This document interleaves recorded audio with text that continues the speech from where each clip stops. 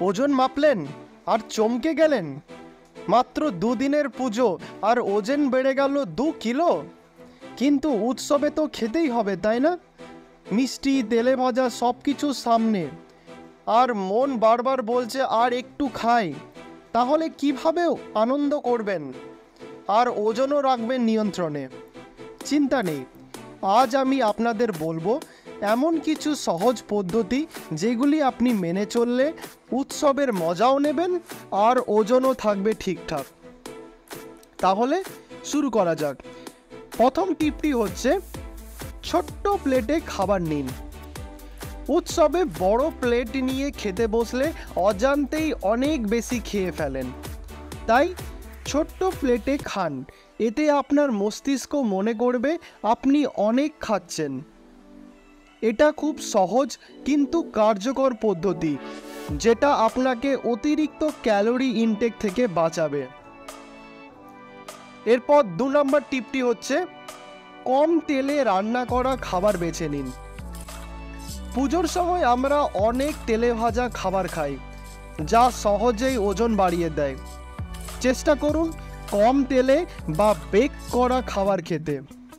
ঘরে বানানো কাবাব, গ্রিল করা মাছ কিংবা কম তেলে রান্না চাট, এইগুলো খুব মজাদার কিন্তু খেতেও খুবই সুস্বাদু।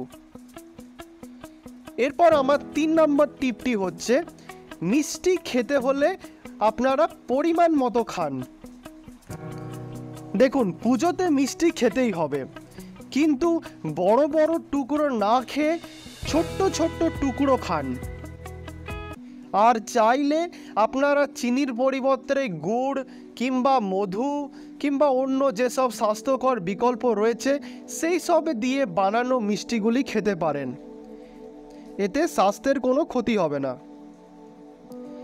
এরপর আমার 4 নম্বর টিপটি হচ্ছে, অতিরিক্ত পানি খান। উৎসবের ব্যস্ততার মধ্যে আমরা অনেক সময়ই জল খেতে ভুলে যাই, তাই তো? কিন্তু পানি খেলে ক্ষুধা কমে যায় আর বেশি খাওয়ার প্রবণতা কমে যায়।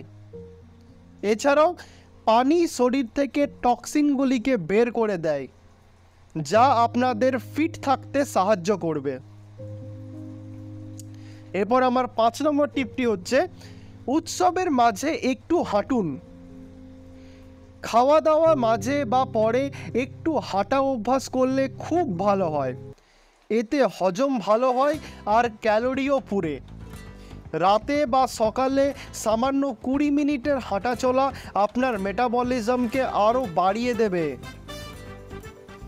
6 নম্বর টিপটি হচ্ছে, উৎসবের আগে বা পরের দিন হালকা ডায়েট। উৎসবের দিনের আগের দিন বা পরের দিন একটু হালকা খাবার খান, যেমন স্যালাড, স্যুপ, ফল, এইসব আপনারা খেতে পারেন। এতে আপনার শরীরে ভারসাম্য বজায় রাখতে পারবে আর ওজনও নিয়ন্ত্রণে থাকবে।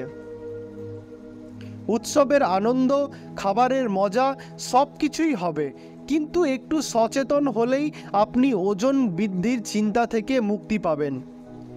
এই সহজ টিপসগুলি মানলে আপনি পুজোয় যেমন মজা করবেন, তেমনি আপনার ওজনও থাকবে নিয়ন্ত্রণে।